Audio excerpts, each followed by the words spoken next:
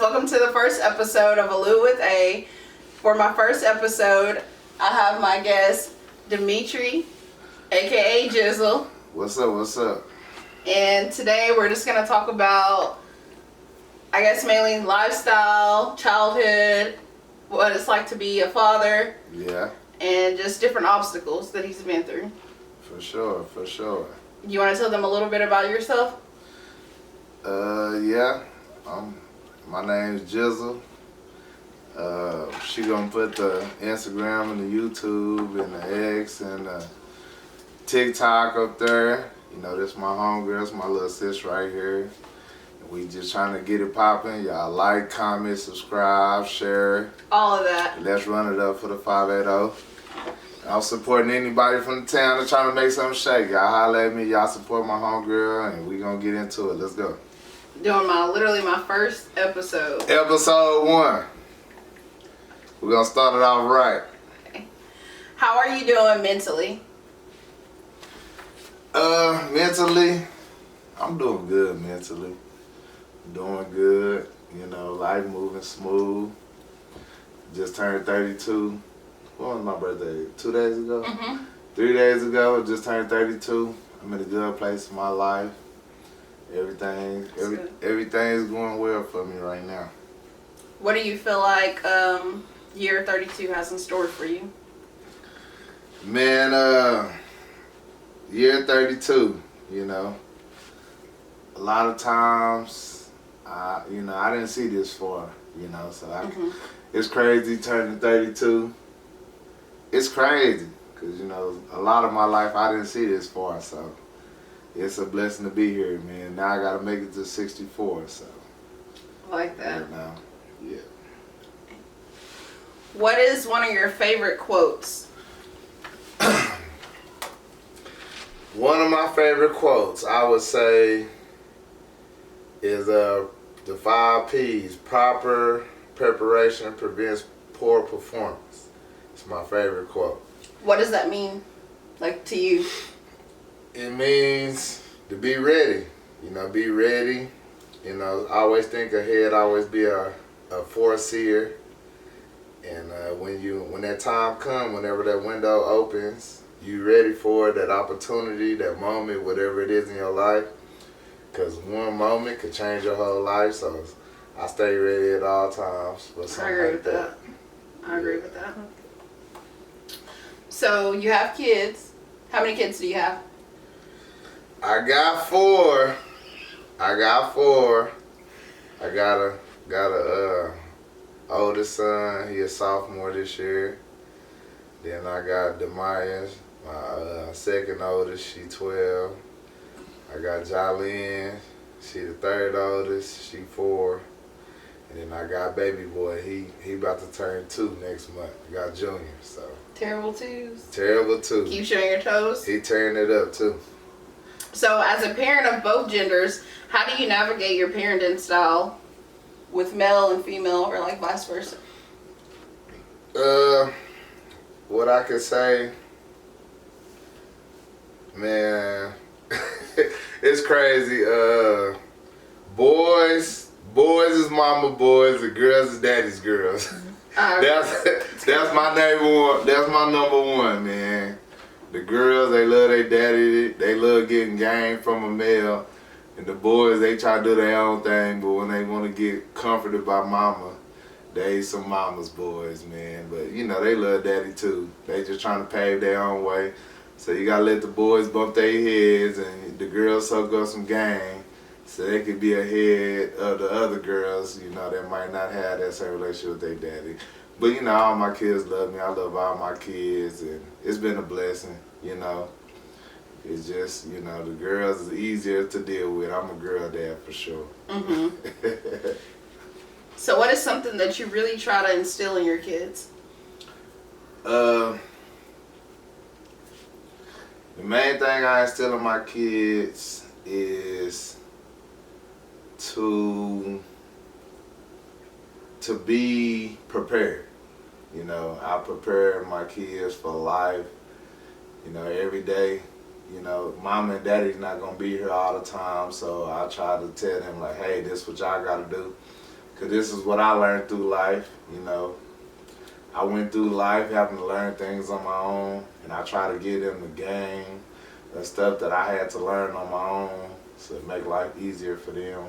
So I feel like that's major, like preparation just in general, because it's like you could pray for many things, but if you're not in the proper place or you're not able to maintain what you're praying for. Mm-hmm. Yeah, for sure. I give my kids lessons, and I just try to make them. I try to give them stuff to where they don't have to make the same mistakes that I made. That's my main thing with my kids. Yeah, they don't gotta go to. I went through that, so they didn't have to. So that's the main thing I push them is give them knowledge, wisdom, and give them experience that I went through, so they can learn from it and go a different route. For sure. Respect. What is something you truly admire about yourself, as far as characteristics?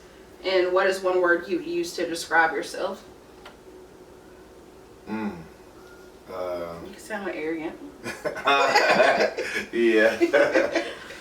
The main thing I admire about myself, it would have to be my confidence. I'm very confident. I ain't scared to hold my tongue. I like to laugh. I like to joke. You know, I like to be loose, you know, and I like to control the energy in the room. So I would say, you know, I'm not, sometimes I make other people uncomfortable, you know, because I'm going to come up like, what's up? Like, you know, I'm going to be me wherever I'm at, whoever I'm around. You know, I ain't taking my tail or backing down from nothing. I'm just a good, humble dude that I feel like I'm a king walking the earth, and I feel like the earth is my turf. So I just be being me everywhere I go. I'm still humble. But I feel like I can back you on that. I feel like that's probably one reason that I know for sure why we connect, because you're just you. Yeah, anyway. For sure. And I like that about people. For sure. You only live once. I gotta live my life how I know I'm supposed to live it. So I'm just me. If you know me, you know me. If you don't, you don't. So what is something that you believe in that most people might disagree with? Something I believe in that most people disagree with. That's a good one. Let me see. That's a good one. I believe...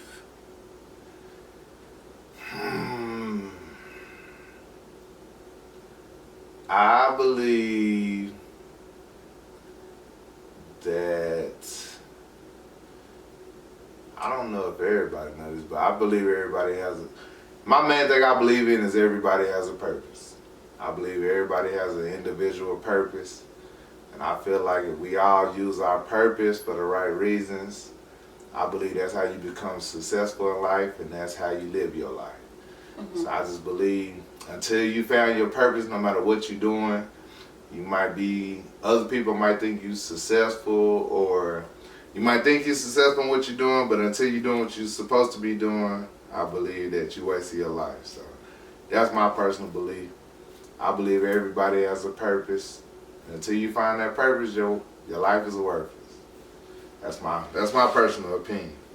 Do you know what your purpose is? Yes. I know. What's your purpose? My purpose is to help others and use my strengths for other people's weaknesses. That's my purpose. Because I fought a lot of battles of my own, majority of my life. I didn't have nobody cushioning the blows. And at first I was like, man, why I gotta go through all this on my own? But I still did it, and I made it through. Then I realized I was supposed to, that was molding me for being that person for other people that I didn't have. So I just feel like my strength is to help people who might be weaker in those certain positions. So I feel like that's my purpose. Speak for the unspoken for. Have there ever been times that you didn't find the beauty in that? Like, do you feel like people suck you dry at times? Yeah. But through that, I still knew it wasn't about them. It was about what I was supposed to be doing. Mm-hmm. I have felt unappreciated in a lot of ways, but at the same time, I got to think about what I'm doing. I'm not doing it for them. I'm doing it for who I'm supposed to be doing it for. So when I think about it like that, I done did a lot of things, and I know people didn't appreciate it, or I know people wouldn't do the same for me. But like I said, if that's how God made my heart, then that's how that matters. So I just do what I'm supposed to be doing. I asked you that. I saw this post the other day where this girl was basically saying she felt like that was her calling in life, but she didn't realize, like that at a point that she's called somewhere else and that she's did all she can do there. Mm-hmm. Yeah, maybe in one area, maybe in one area it gets burnt out, but it's more, it's a big world, it's a lot going on, so it's more than one area to do your work in for sure. Mm-hmm. So how do you typically go about your emotions truthfully? Like when you're angry, sad, stressed, scared, etc., how do you deal with those emotions? Do you deal with your emotions? I deal with my emotions. I should do better, probably therapeutic, I probably could do better with like therapy and counseling. But as far as myself, I deal with my emotions pretty well. I've come a long way. It's probably some stuff I could do better with more help. I gotta be more non-prideful for seeking help, so Mm-hmm. I could say that. Do you feel like your pride comes from an area of just living in a world where men's emotions are masked, or just... Yes, for sure. Pride. Mm-hmm. If I could take one thing away from life, that's what I would take is pride. Mm-hmm. Because pride runs deep. Some people hide behind their pride every day. So, yeah, pride comes with being, especially with men for sure. Black men for sure too. Everybody, some people, they wake up every day, they learn how to talk a certain way and look a certain way and put on a certain mask, like, And people would never whatever, know. yeah, you never know what's behind there, Mm-hmm. And I learned that with myself too, because I dealt with pride growing up, so. Do you have a person or anything? Like, is there somebody that you, or do you just keep everything bottled up? Like, do you speak out to anybody? Yeah, I speak out to my mama. I got some solid friends, and myself, and my spiritual advisor. So yeah, I'm not so prideful. A lot of men, black men, they look at pride as like being vulnerable. They look at it as being soft or weak. Yeah. So we kind of got to get over that, because men go through a lot, and so people end up doing things they would normally do because they hold so much in. You got suicide, you got different actions, and people just really needed somebody to talk to. So I've learned from that. A lot that could have been prevented. Yeah, I learned how to be honest, and that's part of being real. That's just, it's being real, and people don't promote that as much, but being real is being real. So that's what it is. Like that. Are you in a relationship? Am I in a relationship? Yes, I am in a relationship, for sure. So I know this, but the people don't know this. So tell them how long you've been in this relationship. The relationship that I'm in right now, I have been in this relationship about 3.5, 4 years. So, And then you have history with this person, right? Yes. We've had previous relations. So yes, she's not a stranger. But the relationship I'm in right now has been about 3.5, 4 years. Yeah. So, is there any woman that you have loved more or as much as your current partner? In love terms, yes. It's just, you know, I guess a little bit more history can, you know, play a factor. But as far as just love goes, yes, I have loved two people pretty much the same and been through a lot of, you know, goods and bads with two people for sure. So, yes, for sure. Yeah. So, who are you or who do you want to be for your partner? Like, who are you to them? Who am I? Mm-hmm. Like, how do you think your partner views you? As a great man, as a king that looks over the kingdom, as a provider, as the wiser person, the person that can lead, and everything that comes with the alpha male like myself, I would say, for sure, you know. Who do you want to be for your partner? Just that as you're viewed. Yeah, as a provider, as a protector, and you know, the beginning, you know, the last, as far as like, I just want to be everything, you know, full potential, whatever I'm capable of. What do you need your partner to be for you? A safe haven, a friend before a lover. I'd rather my partner to be my friend first, to know me for who I really am, be around for the right reasons. And the person that got my back with nobody else, or if I can't count on nobody else, the person I go to bed with every night should be the one that I should be able to count on before anybody else. Through thick and thin, good, bad, happy, and sad. You know, I should trust that person more than anybody else I can trust in my life. So that's, you know, my personal preference. Okay. So my next question is, what are some hobbies or skills you want to pick up or give a try? Hobbies and skills. Hobbies and skills.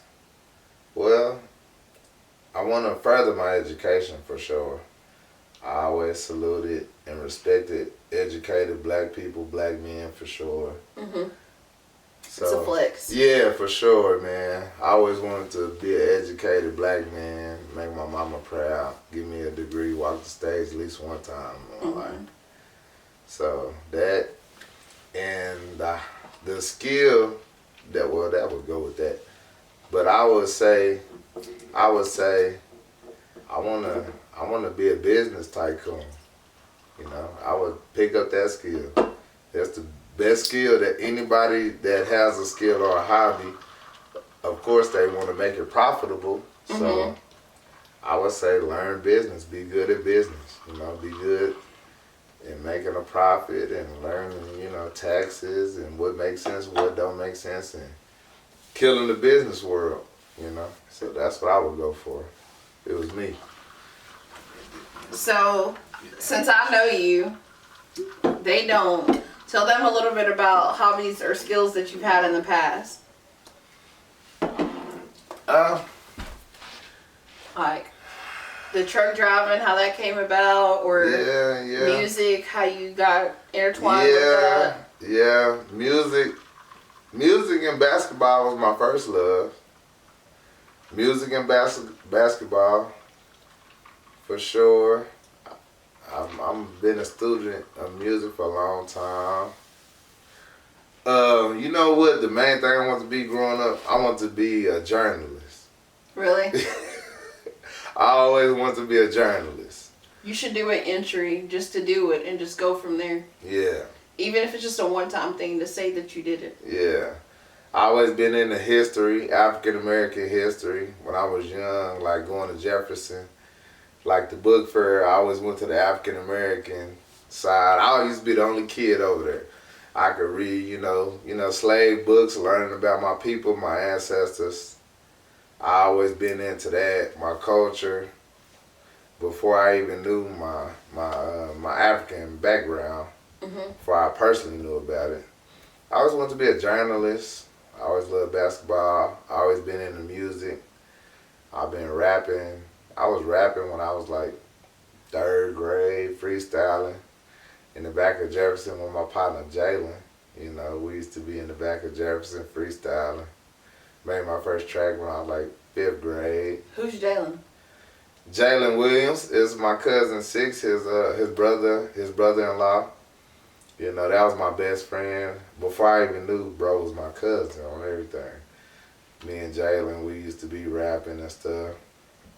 So, hobbies, yeah, rapping. How old were you when you recorded your first song? I was 5th grade. I want to say I was about 10, 11. Mm-hmm. I was about 10, 11, maybe 11. Where'd you record it at? 413 3rd, Southeast, right there by Jefferson, around the corner. At Vori and Dre grandma's house, Miss Barbara, rest in peace. Fat Mac had the studio back there, and we all used to be jumping, you know. We was trapping and rapping and everything else. I wasn't trapping, I was rapping, but I was seeing a lot going on. And yeah, good times. A lot of people came up over there, Southeast shit, so yeah, for sure. What was your first song? Do you remember? That you recorded? It was I don't know what we called it. But it was the I Got 5 on the beat, and I was freestyling. Oh, you was outside. Yeah, I was freestyling, 5th grade. Miss Barbara used to be like, that boy back there doing all that cussing. On everything. Miss Barbara used to be like, that boy back there doing all that cussing. And then as I got older, she loved me, man. She loved me.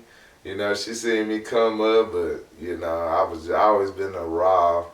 I can only rap about what I lived and what I've been through, what I believe in, so. I feel like that's so cool how she played a part in all of y'all. Yeah, Miss Barbara, man, she used to give us popsicles, never left us outside, door always open. Mm-hmm. You know, she was open door for anybody. You know, she was there. She was the hood grandma. Everybody that was on the Southeast pulling up on 413 3rd, we was doing it all. Yeah, doing it all. Seen a lot going on over there. Picked up a lot of game from over there for sure. Sometimes I always wish that I got to experience the other side of life with y'all, but I'm glad I didn't. Yeah. But it just seemed like y'all had so much more fun. Y'all were way past more experience. Yeah, man. Start watching porn over there. Hey, start watching porn over there, man. Onion booty talk. You know, I've been in love with Pinky ever since. Oh, that, man. But, you know, never no violence. Just, you know, experiencing life as a young man and figuring stuff out together, man. You know, girls, money, and, you know, basketball. We went on basketball trips. My first time I used to go out of town. We did a lot, man. Riding scooters, riding bikes, you know, dogs, and fighting and everything. We came up. 413 3rd for sure. Southeast for sure. What is your go-to meal to cook at home? Do you cook? Yes. Yeah, I'm the fry king. And I'm working on my smoking game. I know that's Grilling game good. You know, working on my smoking game. But yeah, I'm the fry king. I'm good at frying fish, frying chicken. You know, I got a little boudin ball recipe, hot Cheeto boudin ball recipe. It's pretty good. You know, I'm the fry king. Yeah. How do you think your kids view you? My kids, man, they think daddy is they boost me up. They think daddy is untouchable. You know, they know daddy a go-getter. They think I'm strong. They think I could whoop anybody in the world. They think I ain't scared of nothing, you know, because I still confidence in them, and I'm going to go hard behind them. So, They look at me as the top tier, for sure, for sure. My kids, they look up to me in a lot of ways, for sure. What's your tips for parenting? Like, how did you establish that type of relationship with your kids? My tip, well, if you got multiple kids, like you said, multiple genders, my thing for parenting, you know, me being a male, I always grew up thinking my kids gonna be just like me. You only think, well, me as a male, I was like, I never thought about a girl. So I always thought about I'm gonna have a boy, he gonna be just like me. And I'm gonna be able to just deal with him like he a little me. But my thing about parenting is your kids might have parts of your personality, parts of their mama personality, and all of them gonna have different parts of it. Okay, so Dre had a party. Yeah. Dre had a big old party at the Y. That was live. Do you ever feel like that back then that y'all had like with everything that's about with all the Diddy stuff, the freak offs, do you feel like y'all ever lived any of that back then? Not really. Not the baby oil, but like as far as like the experience. We was wild. Yeah, because I feel like y'all were wild. Yeah, we was wild. I heard so much. Yeah, we was wild. Like girls was, you know, they was going, you know. You know what's even crazier? It's like stuff that I didn't even know, but like I feel like girls that I was around or girls that I never would have thought. They was going. They was going. It was a lot going on. That's what I came up around. It was a lot going on, man. They was going. It was about, because like I said, back then it wasn't a lot of contact. Like when you was around somebody, you cherished that. Like you was gonna do whatever it took. You wouldn't, you know, cell phones was a little bit of something, but when you was in that moment, it was all about that moment. And people was doing whatever they wanted to do in that moment. So yeah, it was we called them go. We was going live. That's what we called it. Before going live was the thing, we was going live. So how old were you when you lost your virginity? 14. I was like 13, 14. 14 is so crazy. You were a baby. Yeah. And then that happened. Is it because you just wanted to do it, or everybody around you was already doing it? Like, did you have an influence at all? I was influenced. I wanted to be, like I said, I wanted to be one of the guys. And that was like a manly thing to do. So, you know, I wasn't even really interested in sex at the time. How do you feel like those moments were with your first? Like, is it just somebody you messed with once, or did you just hook up many times, or? Yeah. Really, the first time I lost my virginity, it was just something I was doing just to do. I wasn't even into it. Yeah, I wasn't even into it. I was just trying to show off and say I did. So it wasn't even really a great experience, or it didn't satisfy me or nothing like that. It was just something I was doing. Do you feel like it was satisfaction for the other person? Probably not, because she probably not. She probably was just doing something to do it too, trying to fit in or trying to serve her purpose. That's real. So it probably wasn't enjoyable for her either. Did you feel like you knew at all, like in that moment, like what you was doing or anything, or did you feel like? No. I didn't know what the hell I was doing. I was just doing. Big difference between like real life experience versus watching porn.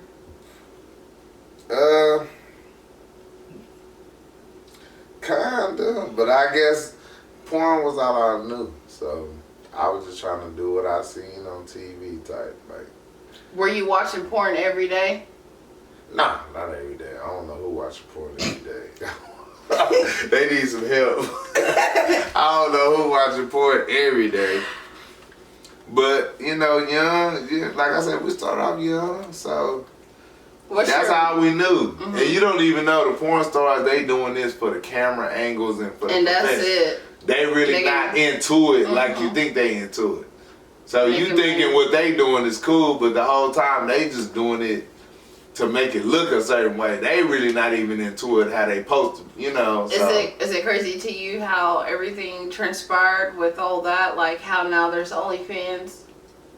Yeah. But I think that's good though, I ain't gonna lie. I support. Every hustle is a hustle. For sure. And I support the fact that... Have you bought or subscribed to anybody? Never. What? Never. I haven't. I done thought about it. So you respect it to an extent? I respect it. But you just... I'm not spending my money. But nah, I respect that. You know? I'm cool. I respect that. Why wouldn't you?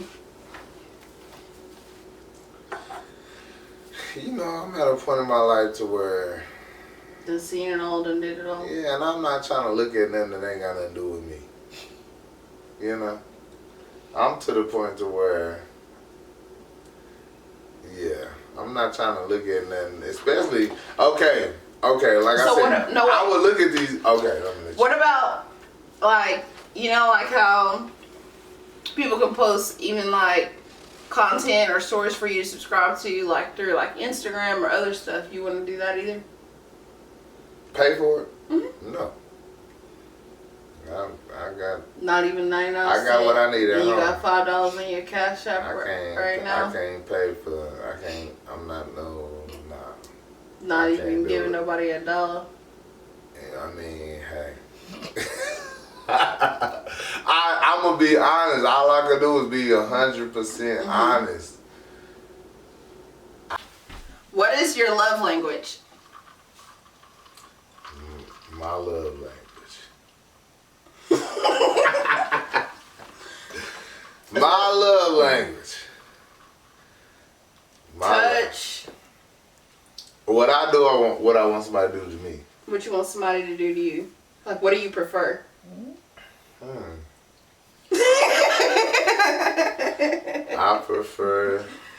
I just want somebody to, you know, to believe in me and to So know affirmation? who I am. Yes. Okay. I want a partner, I want a friend, I want a supporter.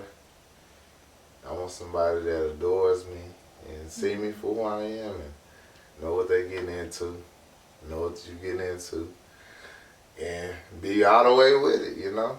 Be with me for the right reasons, I'm going to be with you for the right reasons, and everything going to go smooth. So, yeah.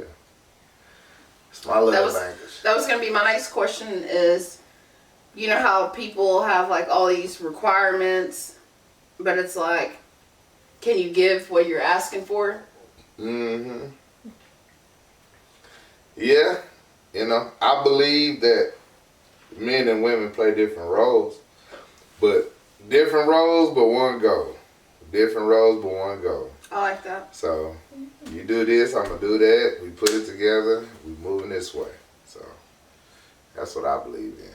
You know. Do you believe like sometimes like the people you love that you have to meet them where they are some days? Mm-hmm. Yeah. People go through different stuff. They grow. They learn from their past as well as myself. So, yeah, it's all about where you at, where they at, and where y'all at together. And the big thing I believe in is people got to find their own happiness. Mm-hmm. Don't be looking for nobody else to make you happy. You got to know where you at in your life. You got to be happy with yourself. And you got to deal with certain things. Somebody can help you, but don't be looking for nobody else to make you happy. You got to find your own peace, your own happiness individually, and two happy people could come together and flourish for sure. I like that. That's what I believe. So we're gonna spin back to as far as younger you. Who were your parents to you now and then, and what is your relationship with them like? My mom and my daddy, it's crazy. Growing up, you know, I remember talking to some of my partners who was growing up, and I was like the only dude in my circle that had his daddy on his birth certificate. Like, it tripped me out. Everybody was like, yeah, my daddy ain't on my birth certificate. What? But yeah, my daddy, he been in my life all my life. My mama been around all her life. Uh, you know, me and my mama, we like best friends. Like, I seen my mama go through a lot. I've been there witnessing it all. You know, she ain't never went nowhere, man. My mama a soldier for sure. She gave me and all her other kids her all. My daddy, we didn't have a bumpy road, but that's my guy. You know, I'm blessed to have him in my life. I'm blessed to be able to learn from a man, learn mistakes, good and bad. You know, I know he loved me. That's the main thing. No matter what, I know my daddy loved me. I know he'll die for me. You know, so you know, me and my daddy, we didn't have a bumpy road, but that's my guy. We good, and I wouldn't take it back for nothing. I'm his oldest son. I'm gonna carry on his legacy, and I support him to the fullest. So yeah, that's how that go for sure. How was your upbringing? And what is your best and your worst childhood memory? Man, my upbringing, you know, I'm a real 5'0" baby. I done been through the trenches. I done been through it all. What's trenches to you? Trenches to me is, you know, seeing your mama with no car, walking from work, you know, seeing your daddy getting it out the mud, you know, doing what he can. You know, your mama and your daddy fighting, and she done banned him from the apartments, and you know, they done got back cool, and he hiding in the back of the trunk to get back in the apartments. You know, stuff like that. I grew up, you know, I grew up with the people at the bottom totem pole. You know, my mom used to have to send me on basketball tournaments. Didn't have no extra money. You know, I ain't, you know, like having you know, when people want to donate decent clothes, people that have more. You know, she was getting them for us. She's doing what she can, but I done been through it all.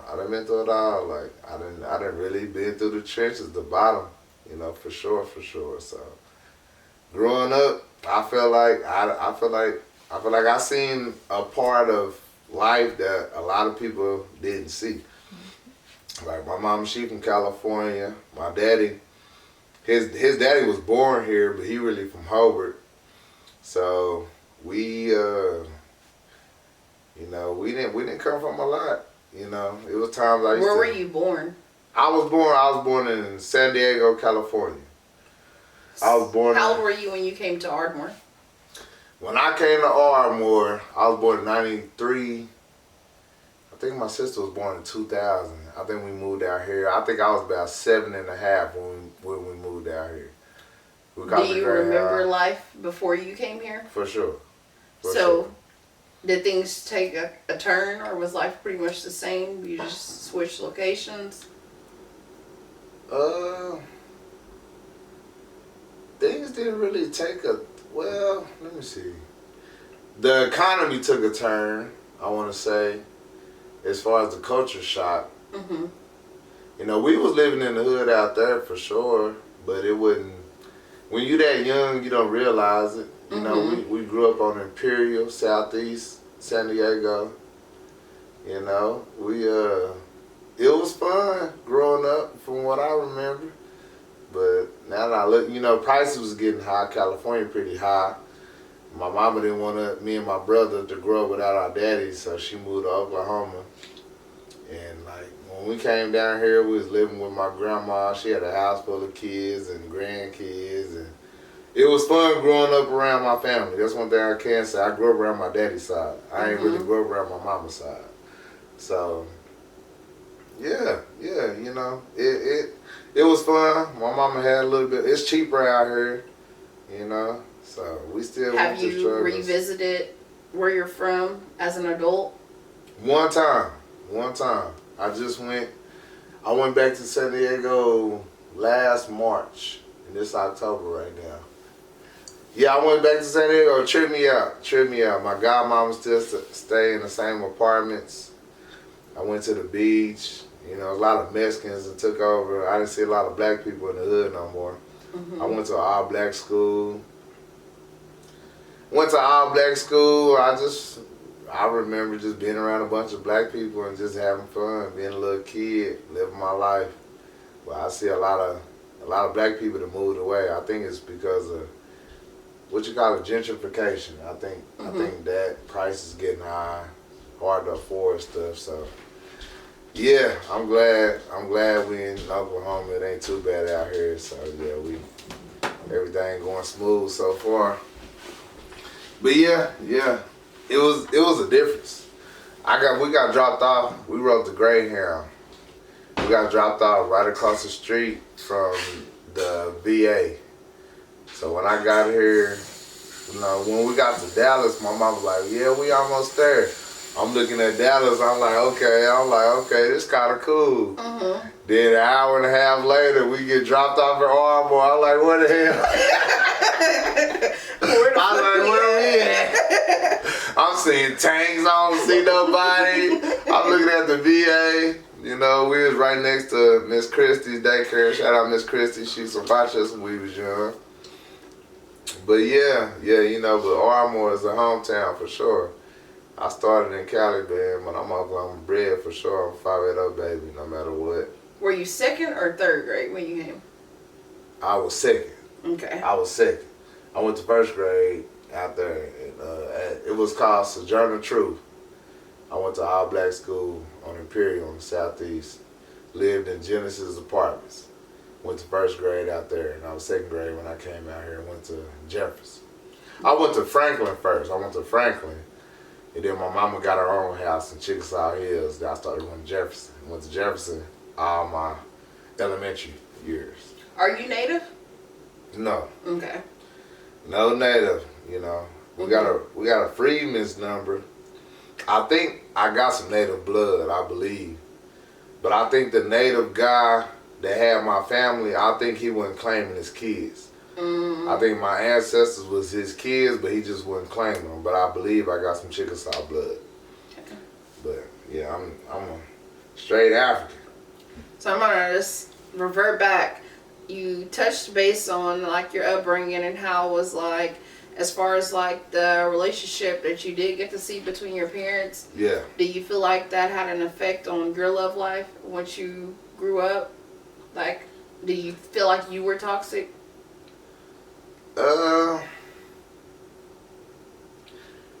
Let me see. I don't believe I was pretty much toxic, but I do believe that it was hard for me to show emotions. Cause my mama pretty tough and my daddy's pretty tough. I didn't see them doing a lot of hugging and kissing, and I knew they loved each other, but they was surviving. They was just trying to make it happen. They had a partnership, but it wasn't a lot of lovey-dovey stuff going on. Life was real, So I think that part of it kind of made me not really intimate, like physically, outwardly. I would say. So I'm having to work on that because I didn't see a lot of that growing up. It was kind of business type. They was partners. They was doing what they had to do to raise us, but it kind of. I ain't see a lot of lovey-dovey stuff going up, so maybe that kind of hardened my heart a little bit. Raised off survival. For sure. So let's go a little bit forward in your childhood. What transpired in life to make you be a gangbanger?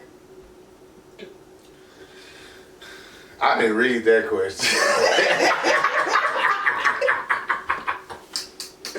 Tell us about that part of your life. Yeah, that's a big part of my life. Think about like your mixtapes, everything. Oh yeah, for sure. That's a big part of my story. I feel like that's the part like of you that I knew, like just the loving side and the rapping side. Not too much of like the gang banging, because if somebody told me that you did something, I'd probably say no, you didn't. Yeah. Well, the gang banging came. How old were you? I was 11. I was 11 the first time I figured I wanted to gang bang. I was 11. I was in 6th grade. Always from the same thing? Always. Always. I used to question stuff, but the first time I picked up a flag for sure, I was going to be a Hoover Crip on everything. At first I wanted to be from 107. That was the first Hoover set I heard about. Okay, let me break this down. I gotta break this down. Please break it down. Okay. We from Arma, Oklahoma. It's only two Hoover sets in Arma, Oklahoma. Back in the days, first thing I heard about from 107 was the 107 Hoover Crips, and then you had the 5 Deuce Hoover Crips. First thing I heard about. All Hoovers ain't Crips, so I guess it was a few 107s that was claiming criminal. I hadn't met them yet, but let's just say I went to school with a lot of people that their family was key figures in both of those groups. That was so. It was kind of like me. Like I said, I ain't from here, and I want to be accepted as a dominant black male. And this is what a lot of dominant black males in Oklahoma, not just Arma, Oklahoma, this is what we do. We adopted the gang culture. When you see a notable, strong black man, as far as everybody saying his name, everybody respect him, you know, everybody fear him, he got some power, he got some clout, whatever, money, whatever, females, respect, whatever you want to call it. 9 times out of 10, he gonna be a gang member. So it's not a lot of groups that's gonna get the respect that a gang member does. So if I wanna feel like I wanna be somebody, being a young black man, I feel like I gotta be from something. So dudes in my class of 2012, we influenced by a lot of Hoovers, 5 Deuce and 107. So I picked it up. This is when my guys doing this, what I'm doing. So this is what we doing. We some baby Hoovers.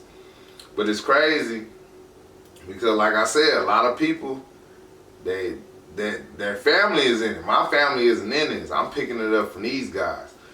So a lot of people didn't really have to go through what I went through.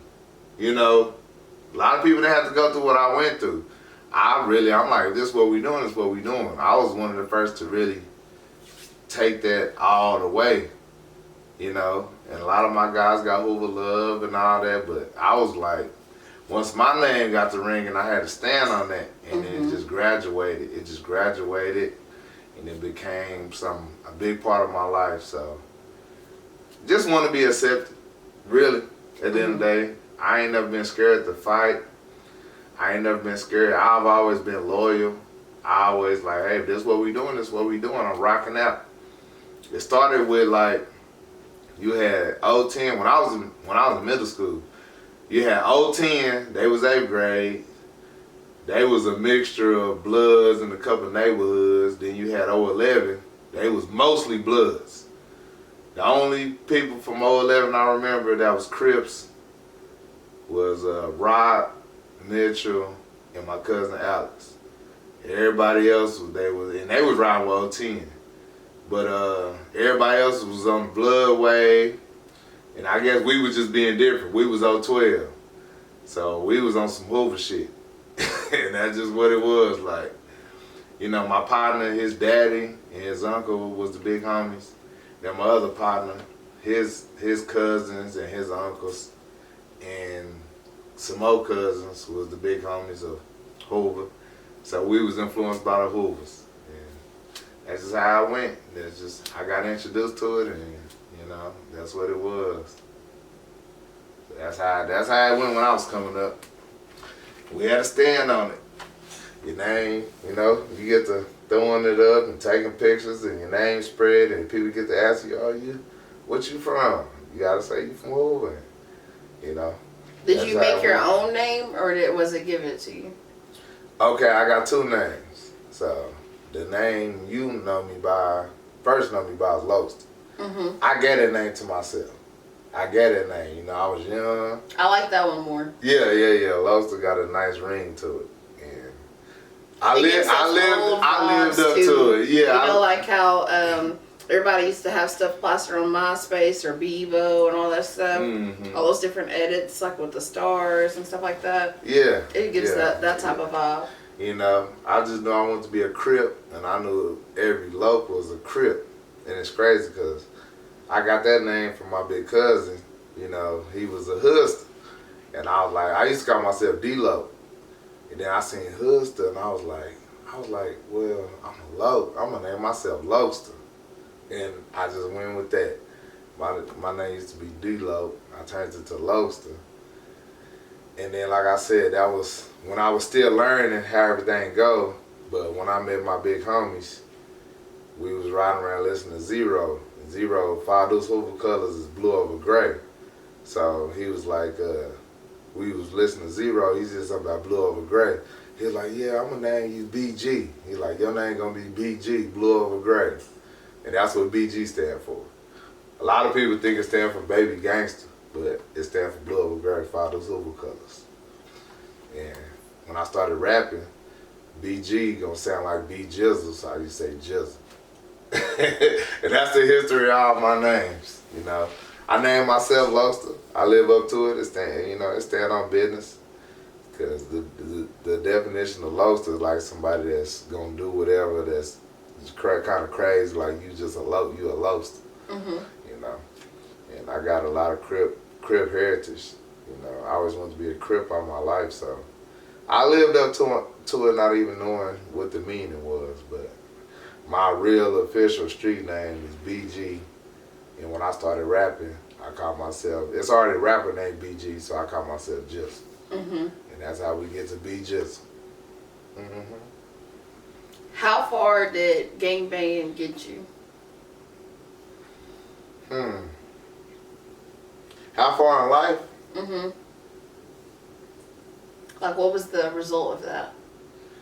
Shit. Honestly, gang banging didn't really get me nowhere. It did, but it didn't.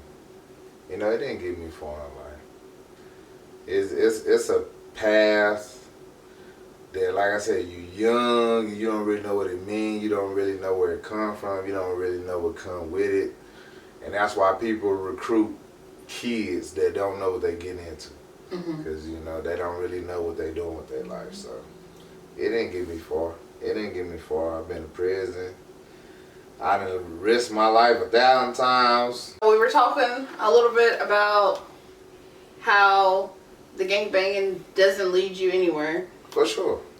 And then as far as like prison, did you go to jail multiple times? Kinda. Not really gang related. How many times did you go to jail, like as far as like gang related? One time. I did 5 years straight. 5. Yeah. But, you know, like I said, with the gang thing, it's crazy. Like, I guess, okay, I believe that the gang thing it derived from, I want to say the Black Panthers, Really, Crips and Bloods started in LA, and somehow they migrated everywhere. They hit Oklahoma too. That's a part of Oklahoma culture for sure. Mm-hmm. Like I said, the dudes you grow up looking up to in Oklahoma, the ones that got the most power, the ones that got the most say so, the ones that got the most rep, 9 times out of 10 is gonna be a gang member. So when you growing up as a young black man, you feel like, okay, if I want to be some big, strong, powerful guy, you feel like that's who you're gonna run to. Mm-hmm. That's what you're gonna look up to. And are more heavily populated with Crips, and you just, you know, you see the way they walk, the way they talk, the way people talk about them, the way the kids look up to them, you know. The way everybody promote it, you gonna think like that's the guy. Mm-hmm. You know, that's the guy. You know, times change. You know, but when I was growing up, that's what it was like. if you was somebody people looked at like, yeah, don't mess with him, he's somebody, you was gonna be a gang member. So when I grew up, like, well, shoot, I want to be somebody. Like, I ain't scared to fight, you know. I ain't scared to say where I'm from or what's happening, you know. That's the route I chose. So when you did that 5 years, did you find out that your friends were your friends? Like, did everybody do that time with you? Hell no. And I went to jail. I went to jail literally only being from the set, man. And niggas don't look out. Niggas trying to do their own. You know, I went to jail for a RICO charge, so we was all in it together. Niggas ain't come together. Niggas ain't come together. Niggas were. It's an individual thing. Break that down for us. As far as like for the RICO, how like that goes about, like how they're able to come in, and you said you went to jail just from being from it. Yeah, that's it. So break that down for us. Being active in it, for sure. Basically, a RICO charge, okay, the term RICO stands for racketeering and corrupt organizations act. That's what the RICO Act stands for. It's basically a charge that will get you booked for just being associated with a group, with a criminal enterprise. Be at a meeting, you can just be for in sure. a vehicle, a picture, for anything. sure. If you're a part of this criminal enterprise and they known for doing illegal things, and somebody tells on y'all, and they can prove you're a part of this group, basically you can go to jail. And you know, I was a frontline member, so yeah, I was pretty up there. I was named as an enforcer, only under really one person, but I can say two. And back then, somebody tell it, it's over with. Somebody from the inside tell what's going on, who is who, what y'all doing, what y'all known for. And then they got reports of these events that can lead up to what he's saying. Basically, it is what it is, nothing you could do. So, yeah, that led to me going to jail, because before that, I had like a DUID, I had like a little possession charge. I went to jail for a little fight, but that was like my first time really going to jail for more than a week. And I walked in that day and I didn't get out till 5 years later. So that's how that went. Did you feel like that was coming? Like, did you feel like a black cloud was over you or anything? Did you have any idea or any feeling, like gut feeling or anything, intuition, anything? Yeah. I felt like I knew stuff was hot. I felt people was talking like, yeah, the feds in town, the police in town. And there was just a lot going on, you know. It's crazy. When I went to jail, I felt that peace because I was like, okay, it's here. Mm-hmm. I didn't know what was coming. You just knew something. Yeah, I knew something was coming. Cooking up. So when I was like, when it came, I was kind of at peace. Like, okay, I know what it is, and I got to deal with it. You know, I was like, yeah, it's time. Time to ride it out. The day you were arrested, were you like stopped? Did they come to your house? How did that go? I was at my homegirl's house. Behind R-Mart. I was just staying over there at the time, and woke up to I got arrested by all federal people with no R-Mart police there. It was straight feds.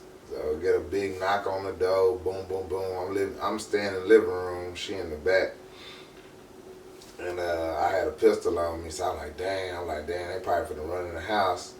So I went and hid the pistol behind her dresser.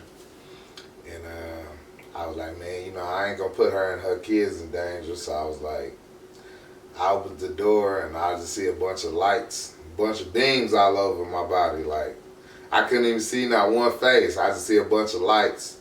They telling me to step out. Yeah, and they made me walk out into the grass. It was like 6 in the morning, 6 a.m. And they laid me down and they put me in handcuffs and they drugged my motherfucking ass. They drugged me all through the yard. I had like a tank top and I don't know, some gym shorts or something, but yeah, I was just glad I didn't get her in trouble. You know, they didn't go through the house or nothing. I didn't want to bring nobody down with me. You know, I didn't know it was coming, but I'm just glad it didn't turn into them. So how did they know you were there? Like, was your phone tapped or? That's what I don't know.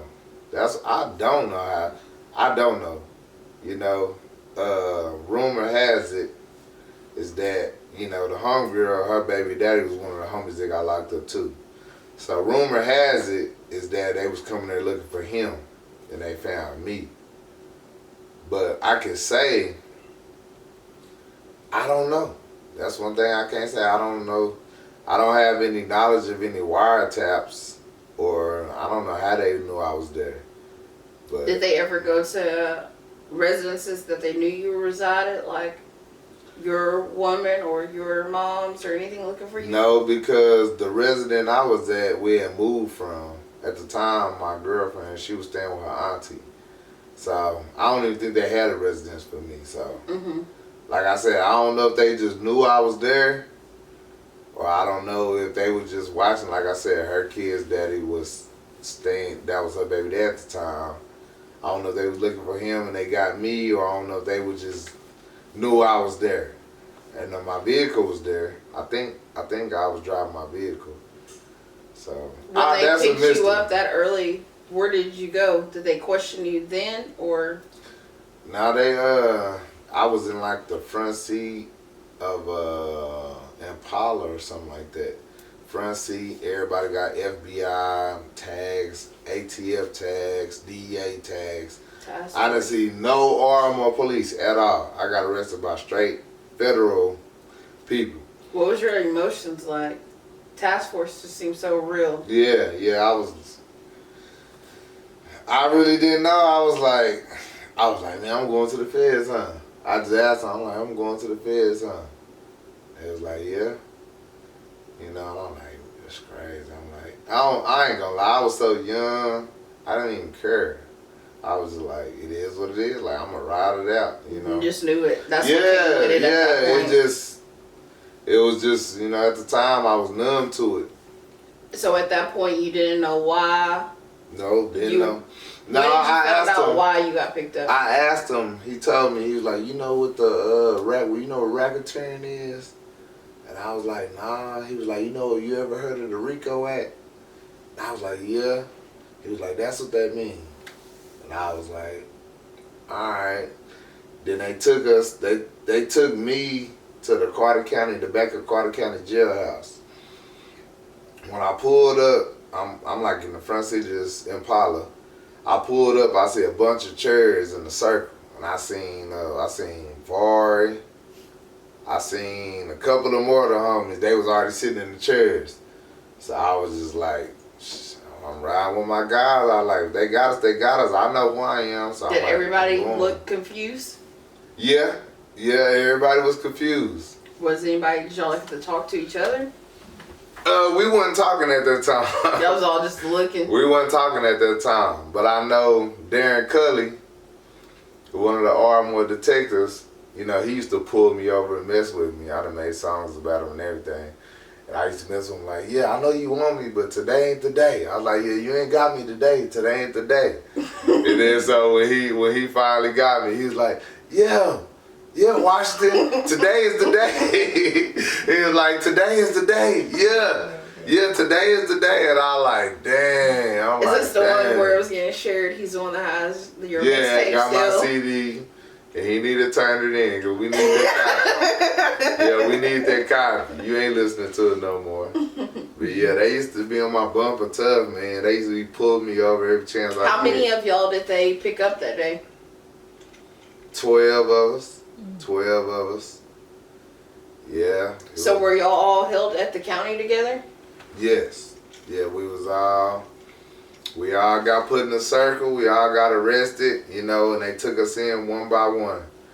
And they interviewed all of us. And And then they put us in the same pod. They put us, which tripped me out. Like I said, I thought I was going to the feds, so I didn't even know.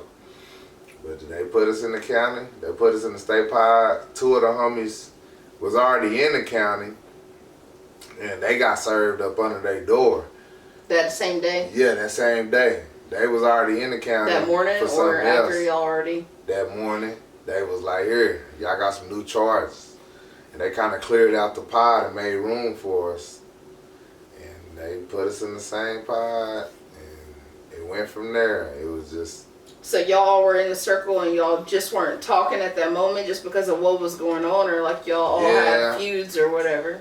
Yeah, like they linked everybody together. Everybody was confused. Mm-hmm. Nobody knew. Like people thought like maybe somebody did something and they trying to punish all of us. You know, we didn't know. So we was just really trying to figure out what was going on. We didn't know this was supposedly a 3-year investigation. So we just like, a couple of us like, I didn't know, I kind of understood, I kind of knew I was going either way. I knew it was a group thing. Some of the other homies, you know, they seen me and they seen other people. They like, man, these niggas done did something. They just round up all of us and maybe we gonna get out of it, you know. So everybody was kind of confused and we didn't really know. We didn't know until that next day when we got our charges and we seen all the events they put on there, and it was a 3-year investigation. This happened in 2014, so it was stuff on there from like 2012, 2013, 2011 that we had forgot about. Mm-hmm. And when, you know, all the stuff on there added up, and it was one certain person that was around a lot of this stuff and that was linked to a lot of this stuff, and he wasn't there. So we all kind of knew who they got the information from. It just was what it was. It was what it was. Had you ever talked to that person during like any of that moments of you like being charged, being convicted, or you know fighting that, doing your time? Nope. After doing your time? I had cut the nigga that told it. I had cut him off like almost a year before I got arrested. I hadn't talked to that nigga the whole 2014. Hadn't talked to him, didn't have no dealings with him. One of the homies that wasn't on the case with us, he had a situation with him. Mm-hmm. They had like a little burglary, home invasion situation. And I kind of knew from that situation that something went right. So I wasn't dealing with him. Then the homie had got locked up, and it was just a lot going on between them two, so I knew he wasn't right. And I was just telling people to leave him alone. Like I said, I didn't even know he already had kind of got me, you know, because it goes back 3 years prior. So anything he ever seen me do or he did with me, it was already what it was. But I ain't had no dealings with him. I thought I was good. Like, me and a couple of more homies, we had disagreements. I wasn't talking to them either.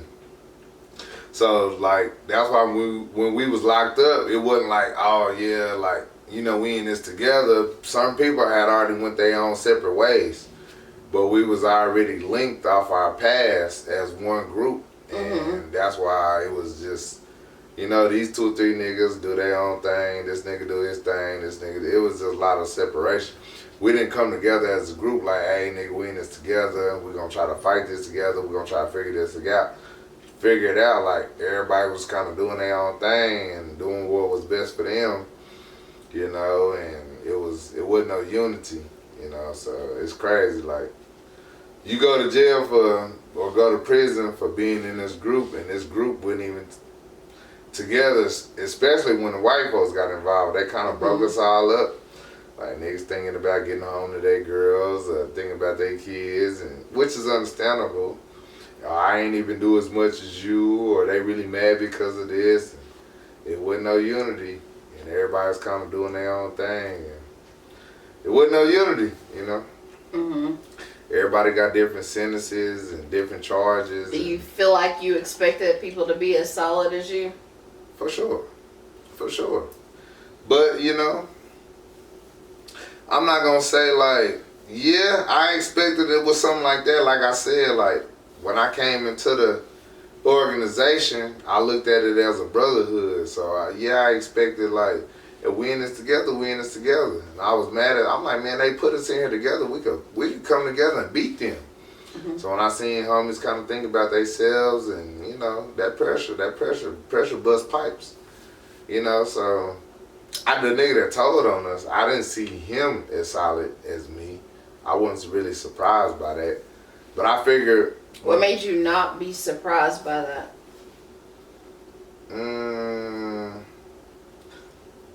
Who he was and his motives. Because he got a relative that's a big part of our community. And he just kind of... Some stuff happened to his relative, and he kind of was riding with us to avenge his relative. But his heart wasn't really with us or the organization. You know, the organization was all I had. Like, I didn't have a lot of family. I didn't have a lot of... That was all I had once I got involved. So I was 10 toes down. You know, but we try to show love. And, you know... Almost got you killed. Yeah, you know. What do you feel like your biggest lesson with that lifestyle was? Biggest lesson? Or even knowing what you know now, what would you have done differently? The main thing I would say is you don't have to be in a gang or be in the streets to be cool. You know, because when you think about it... Say that again. Yeah, you ain't got to be in the gang or be in the streets to be cool, bro. Because at the end of the day, a doctor going to get more action than you. An NBA player going to get more action than you. Them niggas that you fighting for the rest of your life for, they going to ride for somebody else that's got more money than all of y'all before they ride for you. So I was in prison, man. I seen homies that been killing all their life, been from the set all their life, and these niggas can't get $5 from a nigga. So they been shedding blood, they been killing and doing whatever else for the set, man. And homies won't even get them a TV, won't even let them use their phone, bro. So honestly, it's just, you know, it just ain't what it's cracked up to be. It's hard to explain it. You have to really see it and go through it to really see what's going on. But, you know, that's just, you know, it's like I said, if a nigga got a friend in the NBA, the NFL, or he a doctor, he got $5 million in the bank account, he gonna talk about this nigga more than he talk about you. And you gonna be the nigga every time he wanna fight, he wanna call you. Every time some niggas, his life in danger, you ready to ride. Anytime he needs some money. But at the end of the day, this nigga over here that's doing more, the good guy wins in the end, man. That's just what it boils down to. Praise overused. That's it. Like any nigga that got his life right in a professional manner, in the right manner, he gonna get more praise than any nigga that's from any set, whatever you wanna call it, bro. So that's just the truth. That's what it is. And, you know, street niggas is low level niggas at the end of the day. You gonna die quick, you gonna go to jail quick, and your kids ain't gonna know you, and your baby mama gonna leave you, and your partner's gonna turn on you. That's just a fact. I went through it. I've been seeing niggas go through it. It ain't no 401k for that shit. It ain't no retirement. Ain't nobody's pitching in. Ain't nobody nothing. You gon' nigga, you can go kill 5, 10 niggas for the set. When you 60 years old and you broke, niggas ain't got $20 for it. I don't care what nobody say. I done seen it. I'd repost that 1,000 times. Yeah. That's real. It's the truth. You know, it's just, it's really the truth. It's the honest to God truth. It don't matter how solid you was. It don't matter what you done did. Niggas gonna say free the homie. Niggas gonna say RIP the homie, but that's gonna be it. Your kids ain't gonna have shit. Your mama ain't gonna have shit. And all you gonna have is the memories. And if you ain't still doing what you was doing, what they talking about, they gonna forget what you did.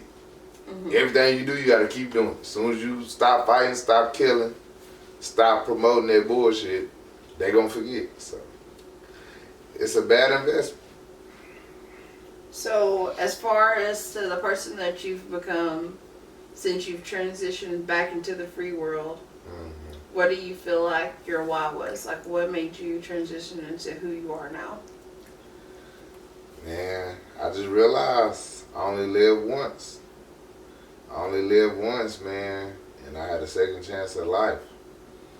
Everybody ain't everybody ain't got that. Mm-hmm. I was locked up with people that didn't do as much as me, that ain't coming home. Mm-hmm. Some people that were just at the wrong place at the wrong time. They was just involved in the wrong case, and they ain't never coming home, you know. You meet niggas that's 40, 45, 50, and they been gone, say, for 17, and they ain't even know what they was the shooter. And you like, dang, you don't even know you was just with the nigga or whatever. And niggas trying to come home. You only live once. You only live once, and some things you can't take back, man. I had a second chance. Left when I was 21, came back when I was 26. And I got kids. It ain't just about me either. You know, I got kids, I got a mama, I got brothers and sisters. I got people that love me, that you can't replace people. Your mama can't replace no son, man. Your daddy can't replace no son. Your kids can't replace their daddy. You know, it ain't just about me. And that's when I was like, man, I'm not taking this second chance for granted. I'm not, like, you know, when your life is over, it's over.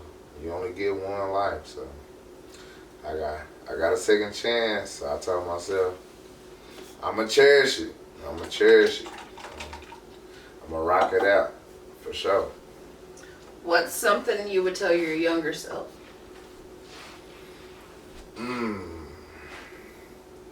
Like, looking back at you then versus you now, what's something that you wish you could have told yourself? I would tell my younger self, everything you looking for is already in you. That's what I would tell my younger self. That's deep. Everything you looking for is already in you, man. Whether you know it or not. You ain't gotta do all this to prove it to nobody else. You already know who you are. You was you. I was me before all of that. So I didn't have to prove to another nigga or the town or nobody, oh, I'll do this, I'll do that. I already knew that before that. Like, went through all that to find out who everybody else was. Yeah, for sure. Like, I knew how I was. I knew who I was before that. You know, everything I was looking for, it was already instilled in me. All I had to do was be proud of who I was, my last name, who I come from. I didn't need no validation from nobody because they can't validate me anyway. Period. So, that's just how I look at it. Everything I was looking for, it was already there. You know, I got my siblings, I got my mom, my daddy, I got some solid family members, I got classmates, friends, people. Like I said, people like you. You ain't never seen me do none of that, but you already. No, people don't even know. Like, this is all new and tea for me. Like, I don't know half of this about you. Like, for sure. Especially like the Locsta I knew was like that would ask me to come wrap his kids gifts. Like, anything that's built on love and foundation. That's the only stuff that I would know about. Anything else, I would probably be like, you did not do that. You're lying. Like, I would not know nothing about it. Big risk for no reward, man, for sure. I wouldn't know nothing about it. And if I saw you that same day, now that I look back and I'm just like, I couldn't even tell that you went through half of that. That's how it be. Because it's a double life. It's a double life, you know. But I ain't gonna lie, you know. At the time, it was what it was when you are who you are, but the risks you taking and the rewards you taking, it just don't add up. Like, you can, nigga could literally go risk catching a life sentence of 35, 45 years, or 10 years, 5 years, whatever, when you can go put that energy into something that's going to get you 10, 20, 30,000. Longevity. It don't make no sense. It just don't make no sense. Like, you gonna leave your mama, you gonna leave your kids, or You gonna risk your whole life. You can never come back just for the approval of another nigga. You can put that same energy into a business or idea or a podcast. Whatever you want to do, that's something that could be longevity. You know, it don't make no sense. So I'm glad now everybody rapping now, everybody on the internet, people playing sports is cool. And the times is changing. I'm all for it. And that's why I'm here today. Positive. Yeah, that's why I'm here today. Like, you know, we was doing nothing for nothing. We wasn't getting a dollar out of it. A nigga go tell you to go do this, go do that, go fight this nigga, go shoot this nigga. Nigga ain't got $100 for you. It's crazy. It's crazy. Very. So who was your day one? When everybody saw you, who else did they see? My day one, my nigga Boss G. My nigga Boss G, man. Shout out Boss G. That's my brother. You know, when I used to run away from my mama's house, or if I need somewhere else to stay, his mama always had the door open for me. Shout out Scotra. You know, we had a studio over there. We was selling weed together. Got our first crack sack together. I lost my virginity with that nigga. hey, me and bro, I gotta salute bro, man. Me and bro, we, you know, he was trying to get in the streets. I was trying to get in the streets. You know, we had a lot of females together. It's just a lot, man. I gotta salute my nigga Boss G, man. And after that, I gotta salute my nigga Pee Wee, rest in peace. And I gotta salute my brother Goon, man. He was right behind bro. But when you see me, you gonna see Boss G. We had the same type of cars. We rode around together. What kind of cars? Caprice Classics. Caprice Box Chevys. yeah. We had our first car together. We did a lot of stuff together, man. We hit our first. Do you remember how much you bought your first car for? Yeah, $200. I bought my first Caprice for $200. Oh, how times have changed. I didn't revert back though, okay? Okay. So, you went to jail and everything. Where you stated you were picked up, who's the homegirl? My homegirl. She was very important in my life. That's good. You know, she was riding. You know, she was one of my best friends. She was his ex-girl, and she was one of the homies' baby mamas, and she was just around me in the streets. And she was your homie's baby mama, an ex-girl, or another dude's? Yeah, she was one of my best friends. They was together, and then but before they was together, she was the homie's baby mama, and yeah. That was like did both your homies understand that? Yeah. Or respect that? Yeah, they was cool behind it. This was my nigga, and you know, she was linked to both of them. We really got close through my best friend. That's how me and her got close. And when he passed, you know, we got closer. And we was rocking. That was my ace boom corner. That was my nigga, for sure. Yeah. We don't talk no more, but it's all love. It's my nigga, forever. She was solid. She had my phone, you know, I had a gun. She had took that with my girl after I got left, but my main thing was not to get her in trouble. And involved in it. Why don't you guys talk anymore? When's the last time you spoke to this person? Would you speak to them again? Yeah, you know, I think as life went by, honestly, she, you know, when I left, she wasn't there like I thought she would be. And then, like I said, her and my girl was cool at the time. She was my girl then and my girl now. And then, but at the end, some stuff went off track, and when I was gone, I feel like, you know, she kind of chose her over me, and they was doing their thing, doing their girl thing. And life just went on. That's all I can say. Life went on. I feel like I'm just putting context together. Mm-hmm. I feel like I'm have an idea of who. Yeah. But I also could be far off. Yeah. I just wanted to revert back to that and ask you Yeah, that was the homegirl. She was solid. She was solid, man. But I respect that. Yeah, for sure. Okay. So what's your most embarrassing sex story?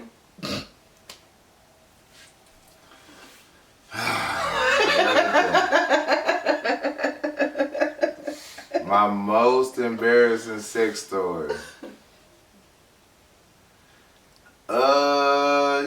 Probably the most embarrassing for any man is when you can't get it up. Is it just because you're not interested? I mean, I'm gonna be real. My situations. Like I said, I started early. I've been dealing with female sexuals from like 13, 14. And for some reason, I've been attracted to grown women, and grown women been attracted to me. So sometimes, man, you'll get with a grown ass woman, her thighs like this, her thighs where you know she experienced, and then you young, you trying to act like you know what you're doing, but man, it be too much. It be too much, like, I don't know. That's the only experiences I had. I was real young. Like I said, you doing it. You're not even doing it because you want it. You just doing it because to say you did it. Yeah, you trying to be grown and you mess around, be 13, 14. You skinny as a stick. This girl out here built as a Clydesdale. you intimidated. And then, I don't know, so a couple times, you like, man, you can't even, I would say that's my experience. Like, but when you get older, I ain't none of that a problem. None of that. Like, yeah, but. So, growing up and transitioning into a man, did you have a lot of threesomes? No. I tried one. I could have, but I chose not to. The one just wasn't your type? The one I tried? It was. I was cool with it. It just didn't. Stuff like that.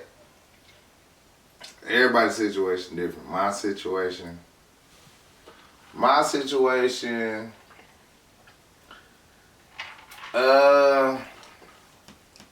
I was ready, but when you're dealing with people you know or somebody you're too involved in, I guess you got to read the room.